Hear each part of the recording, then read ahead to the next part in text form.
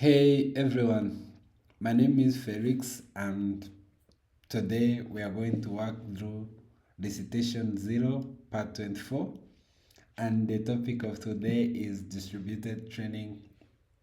We will talk about data parallel and distributed data parallel. I believe so far every one of you have trained a deep learning model and clearly observed that time is everything. What if you can just drop your time by half or even do better by more cool methods that PyTorch provides?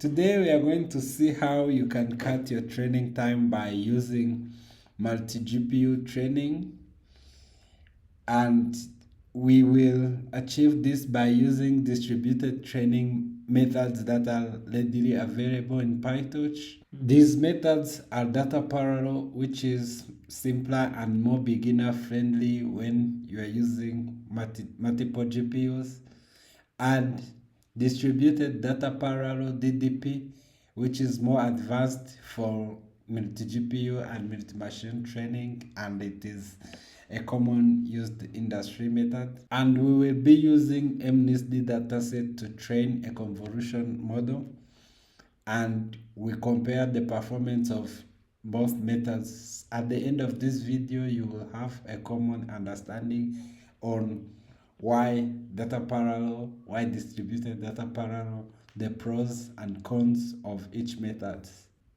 Cool.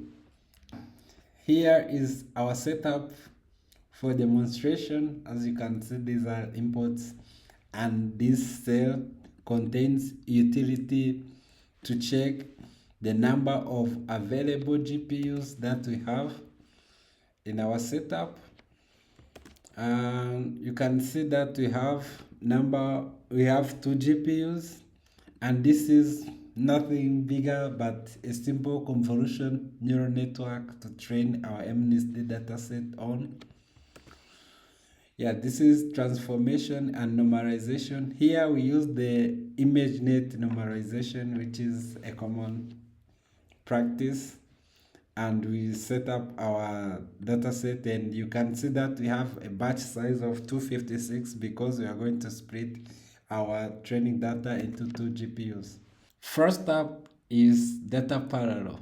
This is the most beginner friendly way to use multiple GPUs, and when I say friendly, I mean it's literally one line of code. Just watch this. If we instantiate our model and we have more than one GPUs, we can just wrap it around nn.DataParallel, and from here on PyTorch handles the rest. It splits the batch of 256 images and send a piece to each GPU. Each GPU computes the forward pass, gathers the results, and back to main GPU. The main GPU computes the loss and then scatters the gradients back to the models on each GPU for the updates. We can just now run the training with two GPU using data parallel,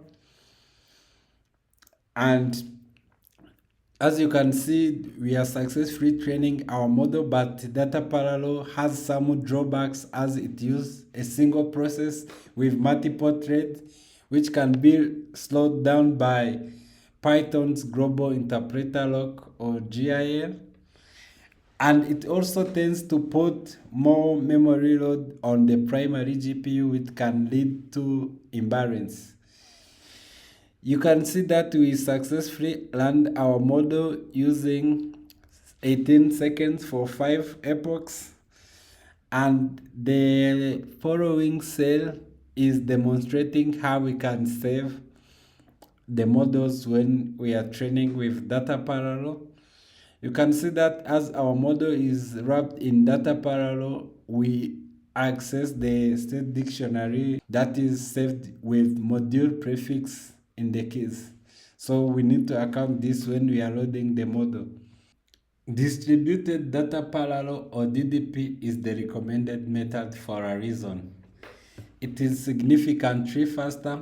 Instead of using threads, DDP uses true multiprocessing, means one process per each GPU, and this avoids GIL bottleneck entirely. Because it uses separate processes, the setup is a bit more involved, and it is a best practice to put the training logic into a Python script that is separate from our notebook. In this DDP helpers script, we implement the logic to train our model using distributed data parallel.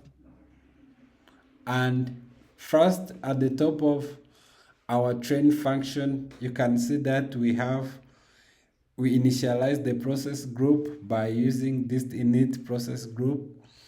And this is what allows separate processes to find each other and communicate. We get the environment variables like rank, word size, which are automatically set by our launcher. And the next step is data loader. We can just use a standard loader because each process would get the same shuffled data. We use distributed sampler.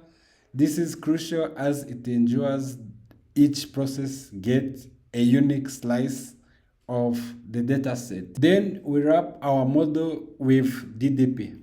This looks familiar as data parallel, but it's much more efficient under the hood. It overlaps gradient computation with communication, which is a huge source of speed. The training group itself is almost similar to standard one. The only difference is we use dist or reduce to sum the loss from all GPUs for accurate logging. Finally, we clean up with this destroy group and run our training logic function. So, how do we run this script? We use a command line tool called torch run, or you can do it programmatically using torch multiprocessing. This command tells PyTorch to launch our script on all available GPUs. We use sys executable to make sure that we are using Python from our current environment. Let's run it and see the results that we'll get. And you can see for 5 epochs, we got 6 seconds compared to 18 seconds we got when we were using data parallel. That's a significant speed up. And this gap gets more wider with more complex models and larger data set.